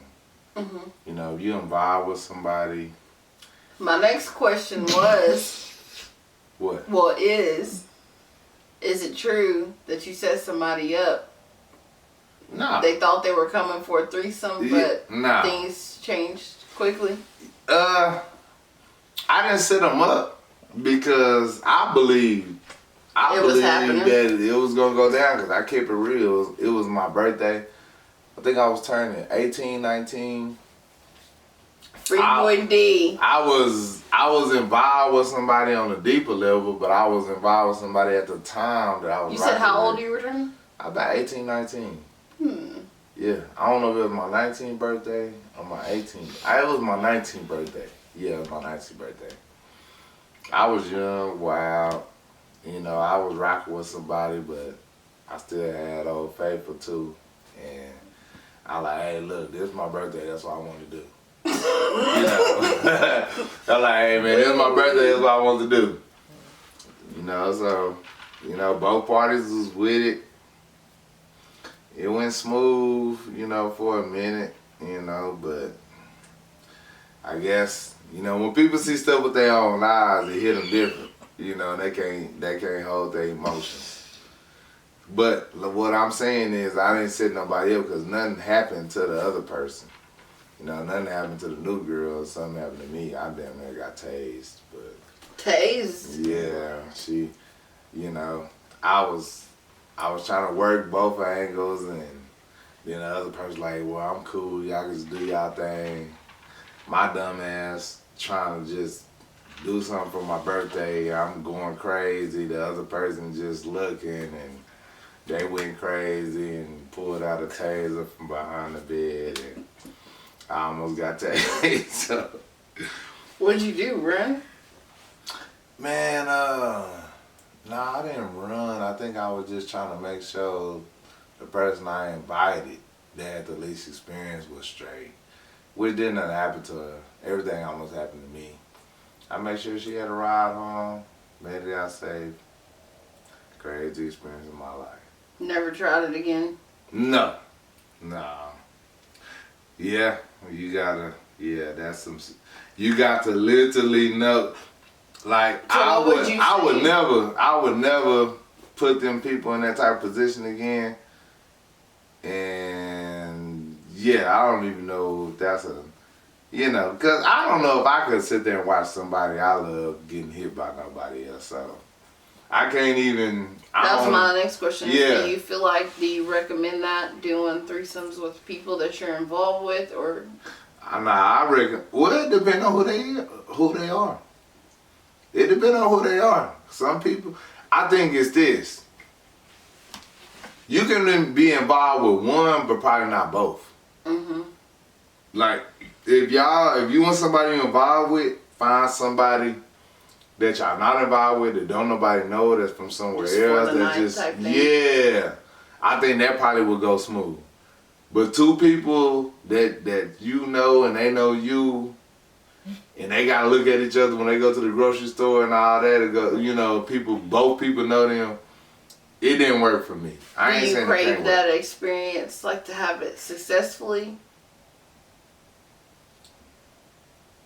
I feel like every man. I'm gonna keep it real. That's every man's dream. I feel like, but that's it. Yeah, that's every man's dream. I feel like is to have two women that he adore please him. Yeah, I would go with that for sure. Do you feel like you have a crazy matchup for what your two would be? Oh yeah, I got a bunch of matchups. But I don't know if it'll ever happen. Yeah, I don't know. They said King Solomon had 700 wives and 300 concubines. I know he had some crazy nights. Mm-hmm. I feel like, that's deep down inside. I feel like that's every man's wish. But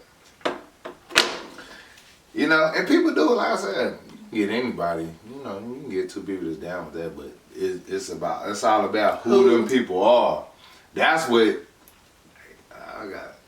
Yeah, and goes from there. But I ain't got the time for it because I wouldn't either. I ain't trying to go through all that. Is crazy. Yeah, man, I try. But I'm not even gonna lie, I'd probably be the person that was tasing. Yeah. It went crazy. Part of my fault because I didn't read the room. Do you feel like you got any bit of an experience before that broke out? For sure. Crazy experience. Went wild? It was nice. 10 out of 10? About an 8 out of 10. About an 8 out of 10 for sure. Oh yeah. It was cool. Like I said, I didn't read the room. Like, when one person quit participating, in my head, I'm like, well, I ain't through, so I'm trying to hurry up and just get through. And this person watching what's going on over here, and I think it was too much. Could just tell you didn't have some dealings with the other person. Yeah, so I didn't read the room. I should have just stopped everything once everybody went participating. But it was, it was going down for sure. Did the other girl get tased? Nah. I don't think nothing happened to her. She was good. I made sure she was good. I think I'm the only one that got harmed in that situation. So I kept her safe. I ain't set her up, nothing like that. I had the same beliefs of what I thought was to come to be. Was that easy to talk them into to do? Like it's just my birthday type vibe. Yeah, that's how it was. I'm like, man, it's my birthday. This person, you know, they rocking with me. They looking out for my birthday. I know you want to see me for my birthday. You love me too. I'm like, hey, this is what I'm doing. So that's why I'm with my birthday. So if y'all both want to be around me, this is what we're gonna have to do. Well, when Hugh Hefner. Yeah. It was never supposed to be public, but, you know, people. You know what's crazy? I remember that back then, but it was a whole nother version of what I was told. So, but that's how it goes. By the time it makes it to whoever, it's not what it was. Yeah. I heard somebody got chased out with a taser. She was running out naked. Yeah. I mean, I don't remember that part. I only remember me getting a little shot from it was a stun gun. I remember I got attacked with it, and then I'm pretty sure the other person got away. She was dressed when she left. She was well straight, and I remember I made sure she got where she was going. Then it just went from there. The sounds so messy because that is not the version I heard. Yeah, it wasn't as complicated as people acted. You heard stories too. People ask me about it. I think people think like people be trying to act like, it was going down, it was cool. But like I said, even then, the version I heard was as things progressed. I heard it didn't even progress. I heard it was just like a bitch you thought type situation. No. Things was going smooth. Okay. So you have 4 kids? Yeah. 4 kids.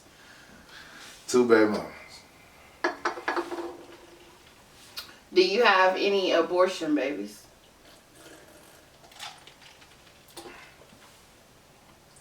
I might have. I got tricked by somebody that can't even have kids. I gave her some abortion money. I didn't know she couldn't have kids, so I got tricked. I gave some money for another How much abortion. was an abortion back then? I think they were saying about $400-500, so I gave her about half. I gave up $300 to the one girl said she was pregnant by me. She was in jail. I gave her the money to buy her out of the jail, not for the abortion. I don't know if she was really pregnant by me. I don't know how that went. Then somebody I had some dealings with had a baby in the toilet or something like that. It was crazy. So what do you mean in the toilet? I don't know. One girl I had some dealings with. I guess she was using the bathroom, and I guess something happened in the toilet. It's supposed to be mine. I don't know. So did they show you? So yeah, they showed me a picture. That person showed me a picture. Out of other people, I don't know. How did it look? Like a fetus in the toilet. Yeah, I don't know if it was me. I don't know.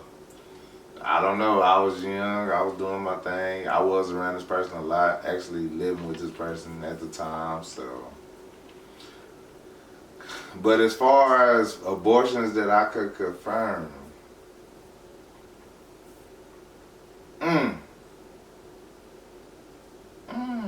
I could only say one.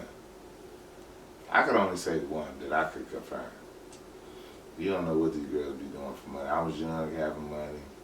But about 3 or so, at least, try to say. Yeah. 1, 2, 3. What makes you so sure about the one you can confirm? Because I know 1 out of 4 is good odds. That's all I know. I know probably out of 4 or 5, maybe 1 mistake. Mm-hmm. You know, so yeah. You know, I wasn't there. I didn't see it. Was it their choice or just what you wanted, or y'all to drive there together, or how did that go? I never went with nobody to no abortion clinic, nothing like that. I don't believe in it, but of course I don't need no extra. That's just what they wanted to do. If that's what you want, and I got the money, and you talking about, hey, I'm gonna go do this, and hey, you want me to go half? I just hear it. You know, I feel bad about it because I don't believe in that, but you know, there's problems. You know, I don't know if it was true or not. Like I said, I know one ain't true for sure. Would that have been like? How old were you? In between 17 and 18 years old. Would have been your first kid? Nah. How old were you when you had your first kid? 16. 15, you turning was 16. young. Yeah. Yeah. I had my son in 2010. I think I was 15 when she got pregnant, 16 when I found out. So. Were y'all the same age? Mm-hmm. She like, my birthday in October, hers in April, so she about 7, 8 months behind me, 6, 7 months behind me. And then like when I turned 16, I went to Job Corps when I got kicked out of high school, and she got pregnant before that.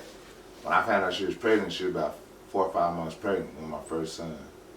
So it had to happen before I turned 16. So I know we was both 15 when she got pregnant, and then I was 16 when I found out. She was about to turn 16.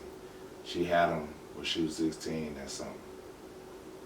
So everything else happened before then. So yeah, I was real young. Yeah, I was real young. Life was real. For sure. I had 2 kids by the time I turned 19. Then I went to prison. I went to prison when I was 20. I had no more kids till after that. Got married, had another kid. And after that, I had another kid. You know, I never had a kid by somebody I wasn't in a relationship with. I'm proud of that. That's good. Yeah. That is good. I never had a kid with somebody I wasn't in a relationship with, no matter. Do you feel like people that you were in relationships with before you had kids with them, that you knew them in every season? Like sad, mad, broke, anything, happy? Nah, not every season. Not every season. I didn't know. I've never been through certain things with certain people, so I can't say I know them in every season. But I can say where we was at, where they was at, where I was at, I knew that. But probably not every season. Nah. Do you feel like that you did anybody like wrong, or do you feel like you treated people accordingly, or? Yeah, I done something wrong for sure. I done something wrong, you know. And my ex-wife, I can say I done her wrong. I can say that.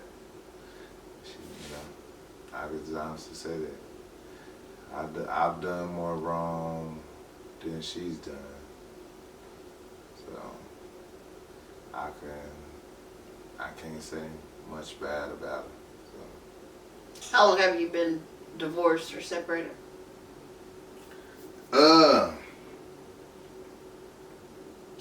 When was it finalized? I think we went to court February, January this year, March, something like that, beginning of this year, 2025. Do you feel like your relationship with her was stronger or better before marriage or after, or do you feel like... Probably after. After? Yeah, because after I didn't have nothing to hide. Did you feel like the idea of marriage, did you like that? Like being married? Yeah. Is that still a goal for you? For sure. Yeah. It was the most beautiful thing I've ever been through. Yeah. It was That's good. cool. Like I said, at the time I didn't, you know, I wasn't perfect, or I wasn't 100% invested like I should have been, so. But now, like, after I've been through the rough parts, now I can just be real, like, you know, I ain't got nothing to hide no more, so it's a little bit, you know, it ain't nothing to hide. When you can be 100% open and honest, things, they flow smoothly, so I could take that as far as I was wrong in that situation, so I could take that and run with it like a man, for sure. Do you feel like, as far as the way karma works, do you ever believe that you played a hand in the karma that came to you in life?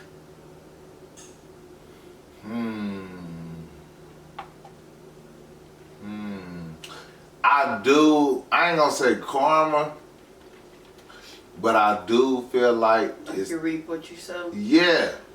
And I've had to pay for things I've done in the past. But I'm cool with it. I was say, how do you... Yeah, I'm cool with it because I understand, like, I can't be a hypocrite. Some things I did to people that they didn't deserve, whether I was blind or not blind, some things I did in my youth, being whatever. Do you ever wonder if anything will come back to you, like, through your kids? That's a good question. I feel like all my kids are blessed. I feel like, I've done things to where it made things more complicated with situations with my kids. Well, at least one of them. So maybe, you can't be everywhere at once. You can't be everywhere at once. And, when you have a little nasty fallout with a kid, with their mother or whatever, you can't be everywhere at once. So I guess as far as like the situation, you would have to work harder. Because kids got questions. They want to know why you ain't living with them or why you and my mama not together, and they curious about what happened. So how old is the kid that you guys share? 4 years old. Yeah. Past her age? Yeah. Yeah, 4 years old. Does she ask you those questions already? Not really. I think she asked her mama. I think she asked her mama. You get the easy. But I think she be kind of like she never seen us together, so like she be wondering like, well, I know that's my daddy, I know you my mama, and I know y'all had to come together to have me. So I think she be wondering about our relationship. So, one day I might have to explain certain things, but I'm all for it. Like, I'm all for it. I got 2 kids. I got 2 baby mothers, 3 kids with one kid with the other, and I never want this kid to think that she isn't as involved as these kids. So. But it's crazy, like, the outside looking in, if people see, like, pictures or videos of your kids, even with her, they wouldn't think that you guys were like a blended family. Like you wouldn't be able to tell no different. Mm-hmm. Like yeah, I feel like your kids love each other. 100%. For sure. Yeah. They know each other. They know their daddy, and that's how I raised them. That's what it is. I want all my kids. I feel like that's the real reward. Yeah, for sure. For sure. I got a strong bond with all my kids, so like I make sure they all know who their siblings are. And who I am. You want more kids? No, I'm through. No. That was a hard no. Yeah, I'm through. I'm cool. I don't need no more. 2 boys, 2 girls, one behind the other. Boy, I got a boy, girl, boy. I'm cool. I got 1 through 4. 2 boys, 2 girls. I'm straight. I don't need no more. I'm cool. Are you gonna get fixed? I'm not, but other people have made measures to make sure that they won't reproduce, so I'm straight. Yeah. I don't mind it, but I don't want to do it if I ain't got to. Other people have made measures to make sure they straight, so I ain't got to worry about it. So in life, currently, what do you feel like that you're healing from? What am I healing from? Probably just a dramatic upbringing. I'm healing from that. Yeah, I'm healing from a dramatic upbringing. Getting over, things I witnessed as a child, things I've been through as a child, and things I've seen my mother and my father go through, other family members, and me, myself, going through that with them, and people trying to survive. The world, like I said, the world was different.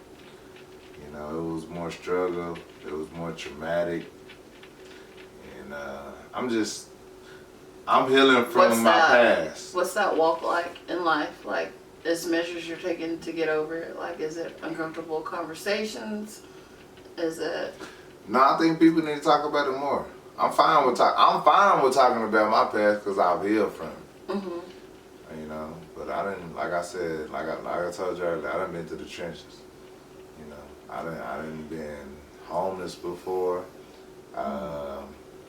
Sexually active at a young age as a kid. You know, living the street life, 14, 15 years old, trying to take. What was a moment that you were let down in life about? Like as a child? Like what is something that you can remember? Like a moment that somebody let you down? A moment that somebody let me down. Okay. Go back to when I told you I lost my virginity and I stole the girl's daddy money and weed or whatever, guns, weed, whatever. That was probably like he found out, well, he found out what we did. He came over there tripping. That was like the first time I was about to call my daddy, you know, because I'm like, man, this grown man tripping, you know, I'm kind of, you know, I'm nervous. I'm like, man, I'm finna call my daddy. I didn't call him. My pride didn't let me call him. You know, I kind of avoided the situation. Later on that night, me and my daddy got into it because he looking at it as a father, like, you doing all this, doing all that, you my son, you know, I'm finna kind of put you in check. But I'm looking at it like, dang, I already got this grown dude against me, I already got all these other people against me, and then at the end of the day, now you trying to go against me. No, Rockstar. So I'm not gonna say he was wrong, but that was kind of, it messed me up. Like, I ain't gonna never call this nigga for help ever again. Like, I already didn't call him, but I wanted to. And like, so back then, did your daddy know like your stance with life, like how influenced you were from? Nah, he didn't. But I feel like I said, we had stole from them. You know, we was young, we didn't have nothing. We over in the rich people neighborhood. We going through their closet. Hell yeah, you see 10 pounds of weed, you see some guns, you see some stuff you ain't never seen. You broke as hell. Of course you gon', you know, like, of course, you know. So I just feel like I did what anybody would do from survival, you know, and you know, I worked my jelly and I had a bunch of money, got a car, I was straight. Wasn't nobody else gonna get it for me, so I got it out the mud. But I don't blame my dad like that, because I know he just thought I was trying to be grown and stuff. But right, just then that was probably like the most traumatic like, thing, like, dang, like. Be for me. Yeah, I was finna call, yeah. Like, I ain't never had nobody kind of take up for me, right or wrong. And when that was the only time I was like, man, I'm gonna call my daddy. But you know, beauty in that, because had he took up for you in that, it would have been enabling you. Yeah, probably, yeah. You knew, like, that was wrong. Yeah. So that's what I don't blame him like that. He was trying to put me in check, you know, for doing the wrong things. But at the time, I was like, dang, I already had this stranger, this grown man trying to go against me. I got all stuff against me. And then you go against me too. Without even at least asking me, you know, what I was going through or what happened, you know. So I felt pretty let down that day. Yeah. So then, reverting back, you talked about your struggles of growing up and everything. What was a struggle in life that you were grateful for? Like, that you feel like helped you or transformed you into being who you are? I was grateful for growing up with humble beginnings. Because... Say that again, because that's different. I grew up with humble beginnings. So, don't nothing make me or break me. Because I didn't went without everything. So I can't change up for nothing. You know, you could take whatever you want to take away from me. I'm still me. I can get it again, and it's not gonna make me change up.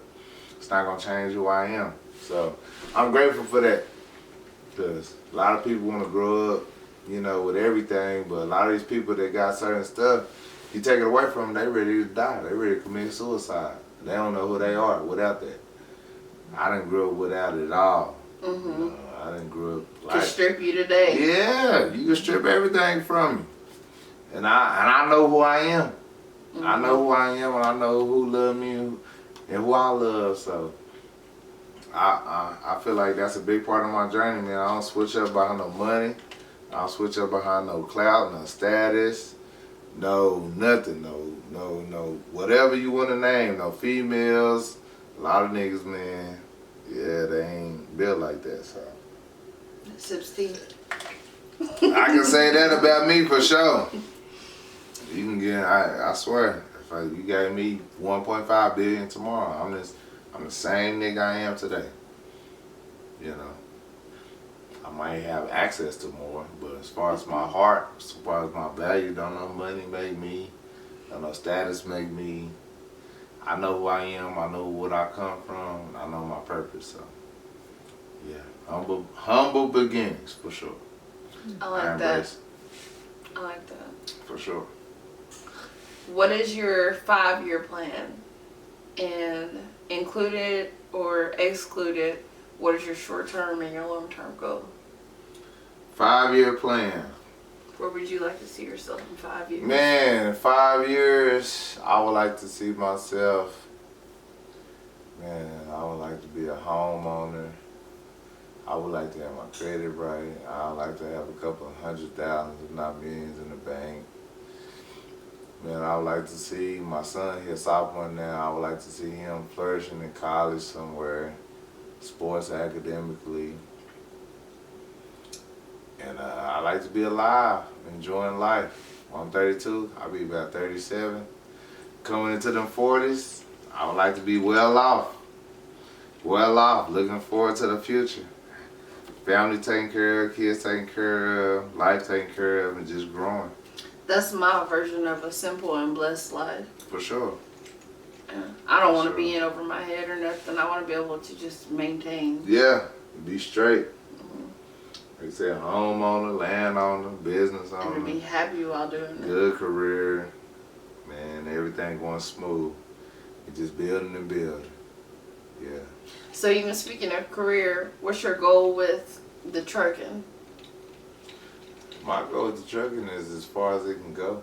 I mean, of course, I want to be a business owner. I got to start from the ground up as an owner-operator. Is what I'm trying to do now.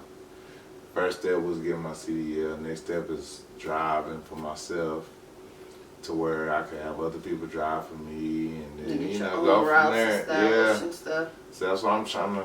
That's what I'm trying to do now. We got I'm in business with my mom and my brother. We got a LLC and we got a DOT number.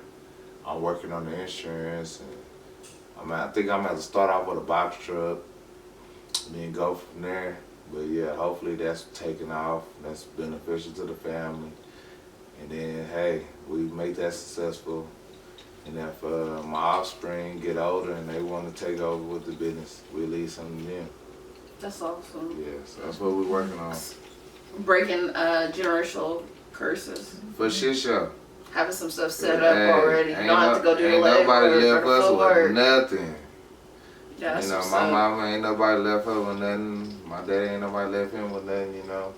So I can't expect them to lead them. I understand they struggle too, so. We the first generation that's trying to leave our kids something, man. And my mama for sure, she putting in some overtime to make sure that happens. So that's what's up. Yeah, we getting it in for sure. Do you ever feel like your mom tried to get it right for y'all, but she's making sure she gets it right for her grandkids?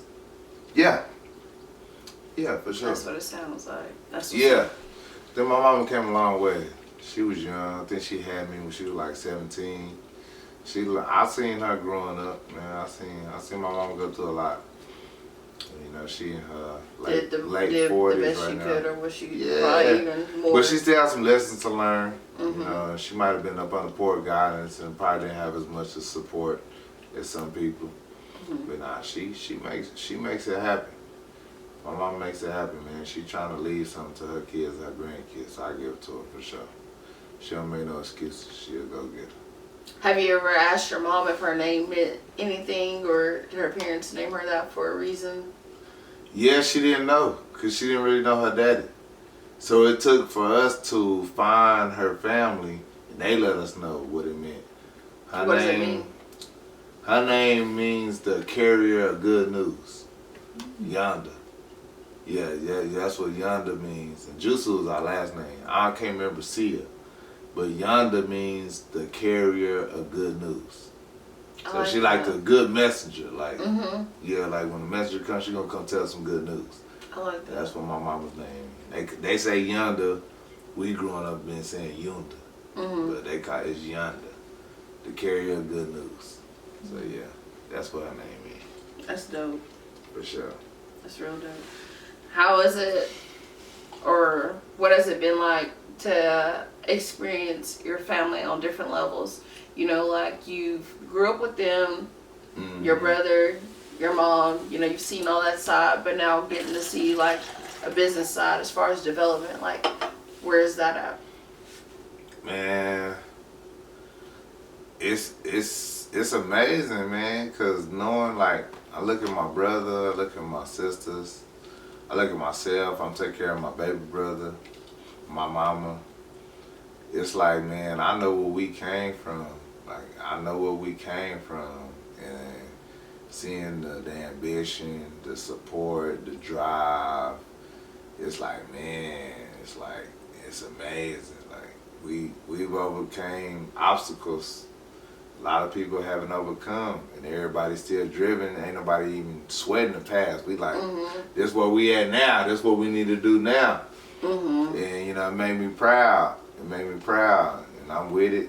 And I want to see my people shine, because we deserve it. You know, because we was left last, man. Like, and a lot of times, we watched other people do a lot of stuff we ain't never had, man. A lot of Christmases we didn't have, a lot of birthdays, a lot of holidays, a lot of everything. We didn't have nothing. It's like we are older and we having kids now, and it was like, man, we finna do something different for our kids. You know, it's crazy. A proud moment. I gotta refer back again, because it's like so much that I didn't know about you, but even then I remember just different avenues or aspects of me as a kid making money. Whenever you started having me wrap your kids' gifts, I didn't realize what that meant to you. Yeah, what I mean, I ain't never known why you were so excited for that. Yeah, because, man, That's cool. I became, when I could provide for my kids, man, I was like, ooh, because I didn't have that, man. I promise you, I didn't have that. It was time, boy. I'm talking about, we come from the trenches for real, in Oklahoma. You know, a lot of people, Oklahoma cheap. A lot of people don't go through what we went through in Oklahoma. But my mom was out here by herself, you know, and we done been through it all. So like, yeah, when I got older and I'm having this little street money and I'm able to do this and that, then I'm over ecstatic. 'Cause I remember looking at my friends and them, they was being able to do stuff I didn't do. So when I was able to do that for my kids. Staying down though. Yeah, I stayed down. It built my character. Like I said, now it don't make me or break me. It do not make me or break me at all. It don't. Like, you know, you can't. Do you ever feel like you're too hard on yourself sometimes? Yeah. I am myself's biggest critic. I push myself harder than anybody else. I can say that. Enough. It's just never enough. You just want more. Yeah, but at the same time, or you just. I feel like that's how you kind of reach greatness too. It's a balance between trying to be humble but trying to push yourself to your full potential. So yeah, I'm real hard on myself, because I be expecting a lot from myself. On days that you need grace, though, give it to yourself. For sure. Good. And you should be proud of yourself. Gotta be grateful. Gotta be grateful. I be remind myself. I'm already proud of you, but me even knowing what I feel like that I know now, I'm very proud of you. Yeah, you gotta be grateful. What's your dream car? Oh, my dream car. I don't know what kind, but I got to go Lamborghini. That's the top of the top. Just for the doors? Huh? The doors? The doors, the look, the speed. I gotta learn how to drive a stick, because I know they manual. A lot of niggas probably don't know how to drive a Lamborghini. But yeah, a new fast Lamborghini, man. Lamborghini, I think when I was growing up, the Gallardos was the fastest. They was the nicest. I don't even know what kind they got now. But yeah, Lamborghini, that's my favorite car. What is the worst thing that you've ever done to a friend? Worst thing that I ever done to a friend? Probably, I don't got no female. Well, I got female friends now. But growing up, I had a lot of male friends. And probably just getting involved with the same women as certain friends. You know, that never goes right.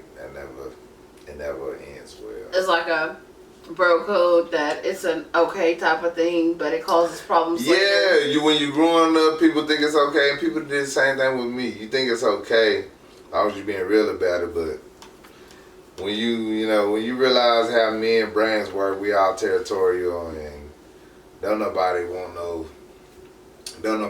nobody they love or trust dealing with the same female as them. So yeah, growing up, if I could go back, I would eliminate that, you know. I would eliminate that, man. It's off limits.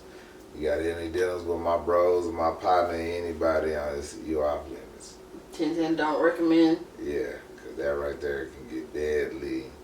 You can end friendships that never come back. Even the thought of it, you know. Some stuff ain't even happened, but some stuff never was the same after somebody thought something like that, so. Yeah, I would take that back for sure. You got any closing caps that you want to say? Closing caps. Yeah, I just want to represent for the A. I want to represent for the 580. I want to represent for Ardmore, Southside Oklahoma. Salute to everybody that's from here trying to do something with themselves. Salute to all the black businesses. Shout out to all the homies, man. Shout out to my brother, Shift Team Esco. He rapping. Y'all go subscribe to his YouTube. My brother Boss G, Street Smart Boss G. My brother Blake Fades. Y'all go check him out doing his country rap stuff. And shout out to the homie Jay Fields. He got his Christopher Klein. I think that's what it's called. Christopher Kyle cologne. Look, I have a candle right there. Yeah, I got a valve I got from him. Mm-hmm. Man, I just want to shout out to everybody in Ardmore. Y'all come on here. Y'all share y'all stories. Salute to Asia. Thank you. We're doing episode 1, a little with A. And I just want to shout out to Oklahoma, period, man. We need to put the A on the map, man. We put the O on the map. And we got a lot of talented people, a lot of good stuff going on, man, and we some special people. And we need to maximize our potential. So, yeah, 580 babies.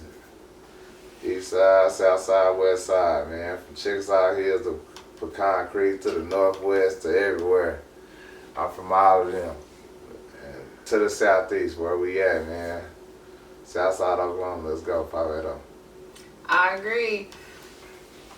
So on this first episode, I feel like we got into it. Yeah. I feel like on episode 2, we're going to dive deeper. Yeah. If there's anything that you guys want me to ask him that you feel like I missed or that we need to touch up on again, just comment below. And then like and subscribe. Oh yeah, and we're gonna put my profiles up there too. Yep. My Instagram. I just made I'll a new attach all Twitter. of his, and then you guys can follow him and add him on all of his stuff. Yeah, y'all let us know. Let us know what we think. Let me know how I'm answering the questions. Let me know everything so we can perfect our craft. Comment, like, subscribe, share. A little with A, my homegirl. I love her. Let's go.